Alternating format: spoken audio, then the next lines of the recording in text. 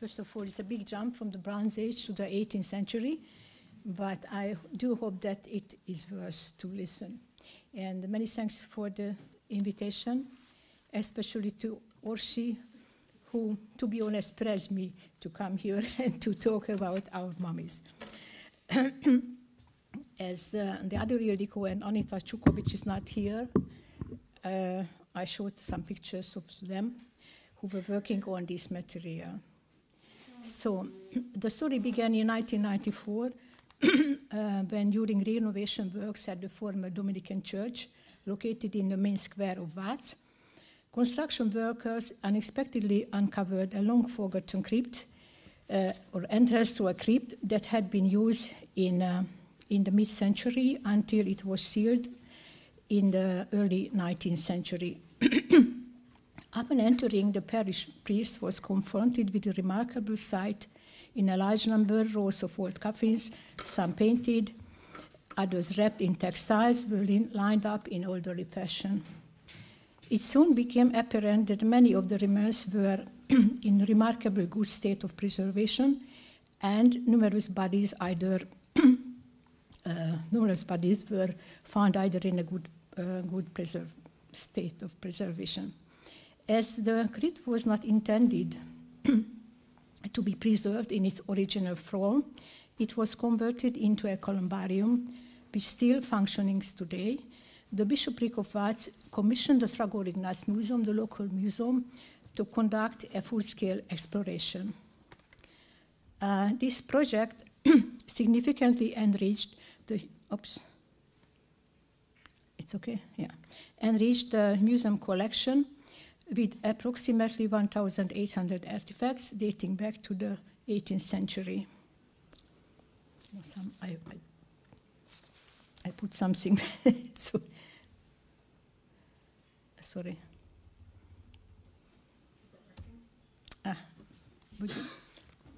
I touched something which is not, thank you.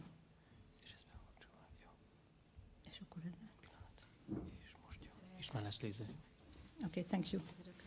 Yeah, now it's okay, yeah. The collection of finds offering a comprehensive cross-section of the 18th century's urban society presents a unique scientific opportunity for the complex study of the period population. Through the examination of the mummified remains, the past is brought to life, and names known from the contemporary written sources are given faces and garments. So this is some pictures of the crypts, and based on the coffin's description, it turned out that this was a place for the burial. People lived 1731 and 1808, and there were another later burial here. And based on the sources, it turned out that it was the burial place for the people who lived between 1674 and 1834. As you see, the nice painted and ornamented coffins, many of which were stacked up to the ceiling of the crypts. As the local museum, the Tragor Ignác Museum, stored the ethnographic artifacts, and all the human remains transferred into the Natural History Museum, Budapest, Department of Anthropology. So this is the Vác. The Vác is a medieval population, was nearly wiped during the Turkish War, and to repopulate the town, the Catholic bishop invited mainly Catholic craftsmen from across Europe, especially from German-speaking regions along the Danube, Swabians, Bavarians, Austrians, and as well as Slovaks, Bohemians, and Moravians settled in the area. They preserved their tradition for generations, which later blended with Hungarian customs during the 19th century process of assimilation, forming a unique local level. So these are the people with the name buried into the crypt, and as you see, 166 known persons we found. They were civilians and persons belonging to the church, and until now, still 99 persons' identity are unknown.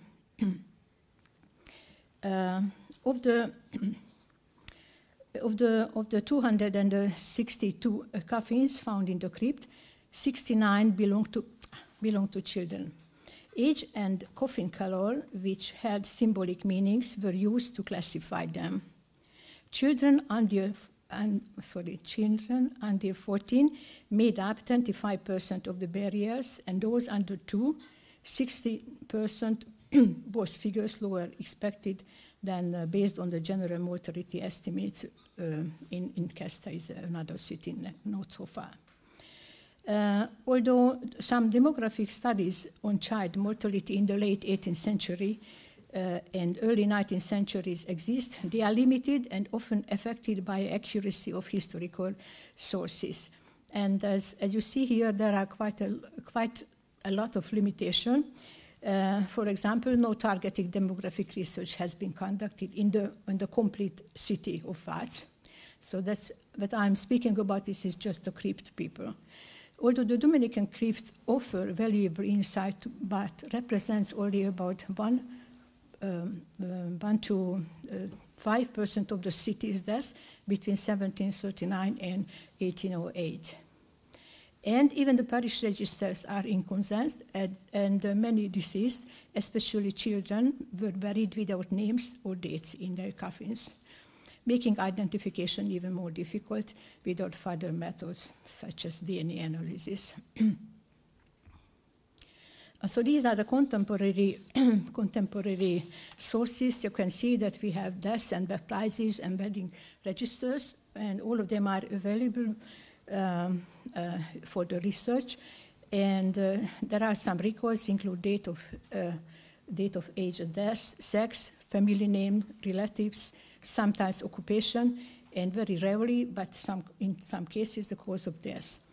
All of them, these sources provide an invaluable window into the lives, health, and diseases of a past community.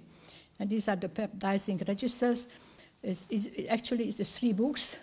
With different handwriting and different language in Latin and Hungarian and in German, so not easy to follow them, but it is good to do it. So these are the children's coffin. The child coffins matched adult ones in shape and style as well. 19 green painted, upholstered examples, including names and deaths, usually for infants, though some inspiration are hard to read. Records show several families lost multiple children. Other mid-18th century green coffins are mostly anonymous, modestly decorated with black tulip motifs near the cross. And the last pictures on the coffins. And you can see that since only 32 of the buried children's names are known, and coffins were sometimes relocated, the social science method alone are not sufficient to uncover family or kinship connection. A little bit about the children's beard, what they were wearing on their beard. People in the 18th century considered it especially important that the memory of the viewing of the deceased prior to their embarking on their final physical journey be well preserved by family and mourners. It is worth mentioning that their attitude toward the mourning differed significantly from that of the people living today. The death was more familiar to them, and the soul's immortality mattered more than the body. There is no sign in Vác crypt of coffins being visited by family members after the burial. And you can see the children's funeral biers were especially very nicely decorated. Okay. So there are some pictures about the items worn in the bier, and you can see night pink and gold silk ribbons, bows, roses adorned by the children's clothing, and the pillow under their head. There are several wreaths that was made by rosemary, using rosemary tulle and artificial flowers as well. So very nice, really nice pieces, as you can see on the next picture. And these are the clothes that they were wearing on their bier. Another typical element of the child viewing was the use of the tulle burial shroud, often matching the rest of the funeral attire, which suggests the presence of burial specialists. And this is, I guess, the last pictures about the ethnographic remains. Just very few clothing remnants survived from the child coffins of the 1720 to 60s, but children were typically buried in special funeral attire. These silk and tulle robes, often richly decorated with ribbons, resembles adult burial garments. 5 coffins contain shoes, 3 of them red, leather, with worn soles. It means that they used it in their life, so it is reused for the burial, and it's not made from the burial. And it was typical that the richer people, like Lajos Baranyai in this left side of the pictures, were more festive attire than the normal or middle-class people of the society. And the last sentence about this beer clothing, that no child was buried in everyday clothes. And the last but one, actually. And as the parents of recently baptized or young Catholic children often place sacred objects in their coffins, while not all had them, several child-sized rosaries made of small blue, green, or white glass bead were found as well. For example, the 14-year-old Barbara Hausmann was buried with a rosary, a wax crucifix, and the holy cards. Okay, and now we are going to the anthropology part more. The vast collection provided a very unique opportunity to look the health and everyday life of the 18th century Hungary. Especially, we were working on the tuberculosis diseases. The paleoepidemiology of the tuberculosis was a long, about 10 years of study, and it began with this guy, the journey of Weiskopf, and you can see his body with a typical pot gibbous, typical for the tuberculosis. We didn't find too many people, thanks God, thanks to them, but it turned out that it will worse to make DNA analysis. As I told, we began with the 18 years old son, József. He's not sure that he was 18 because it was written in the sources that he's 18, but due to the anthropological analysis and the shape of the body, it was almost sure that he was younger than it was written in the sources. In the Watts collection, we have his father and his mother as well. I mean the bodies, and the father was Weiskopf József, and the mother is Terézia Szigvád, and neither him nor her show any evidence of tuberculosis. And a little bit about the history of the Weiskopf family, you can see on the left side, or the right side, sorry, that Weiskopf József was a tenor and had 6 children from 2 marriages. Besides the seriously ill József, that I showed you in the other picture, none had lived longer than 2 years. So just can imagine that there are 6 boys or six children, and only one lived, and the only one who was so ill. So incredible stories in the Watts collection. So the first child, as you see, born from the first marriage, and he was 3 months old when he died. And the first mother, or Terézia accompanying, died probably at childbirth or soon after that. And it must have been caused the death of the baby as well. József Weiskopf married again to Terézia Szigvád in the same year, and their son József was born in the end of the year. 2 years later, they had a daughter who lived only 4 months, and their son Antal died at the age of 9 months. Ferenc was 7 months old, and Ignác Vince died at his 18 months. So there is no data on the life of their last child, Kathleen. So due to the tuberculosis macroscopic investigation, we decided to make a DNA examination of the Mycobacterium tuberculosis. And we are very grateful from the beginning, yes, thank you, from the beginning to Helen Donoghue, who helped us. And you can see the distribution of the TB positive and TB negative persons.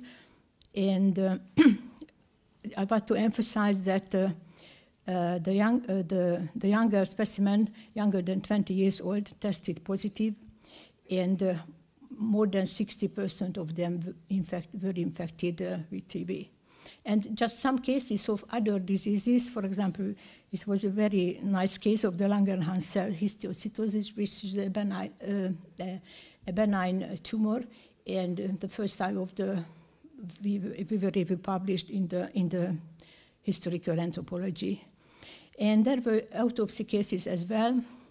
Actually 3 cases, but I'm speaking about Schwartz Maria Theresia, who was a 10-year-old girl, and you can see 2 cut marks on the chest and the abdominal region. And this is the children. This is the children of the Schwartz family she belonged to. I don't want to go into details, but you can see that she was the second child of the family. And due to the X-ray and CT examinations, it turned out that her death was very probably caused by the tuberculosis infection. But we have other speculation as well. And as we were talking about the child and the children, I guess it is okay to speak about a midwife as a child care or a mother care. And we found a very probably syphilis and tuberculosis co-infection in her body. I don't want to go into details, otherwise I'm not finished, yes. And the next case is a postmortem caesarean section.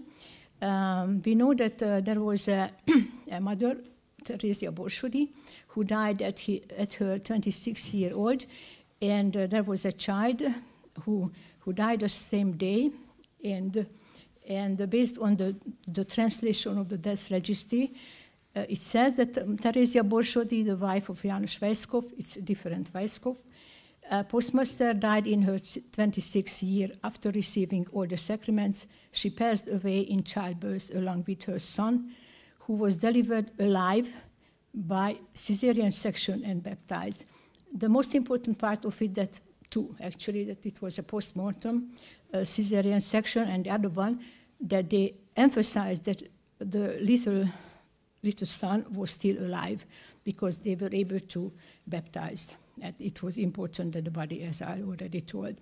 And these are, you can see that Theresia's mummified body preserved the surgical incisor, and you can see that it's about a 14 or 14.5 centimeter long cutting, and suturing was not thorough. It primarily involved just a very simple alignment alignment of the skin labs rather than facilitating post-operative healing. And this is the child, and the newborn has a bony consistency with a few desiccated soft tissues remains, and there is no problem of her age or his age, and it turned out that he was in a good condition when he was born. And we tried to figure out what happened to the mother, and it turned out that Borsodi Theresia was pregnant with her 6 children in 1794, and she delivered her children naturally through vaginal birth. The births were likely free of complication, as the children's name didn't appear in the death register after their birth. So we don't know what happened. So these are the first 5 children of Theresia, and as they died at the same time, or the same day, they were buried in the same coffin. After Theresia died, the postmaster married again, which was normal at the time, and another 2 children were born. And finally, just to emphasize that the tools of the retrospection are very limited. there are very narrow doorway to look through back. The observation is tiny, insignificant changes accumulate the form of the bigger picture. And although the 18th century people are close to us in mentality, the details of their everyday life are extremely different. Just think about the way they heated and illuminated their homes, the transportation they used, their eating habits and hygiene, and the healing methods. The time travel helps us to imagine the lives of the people of arts. And thank you for your attention.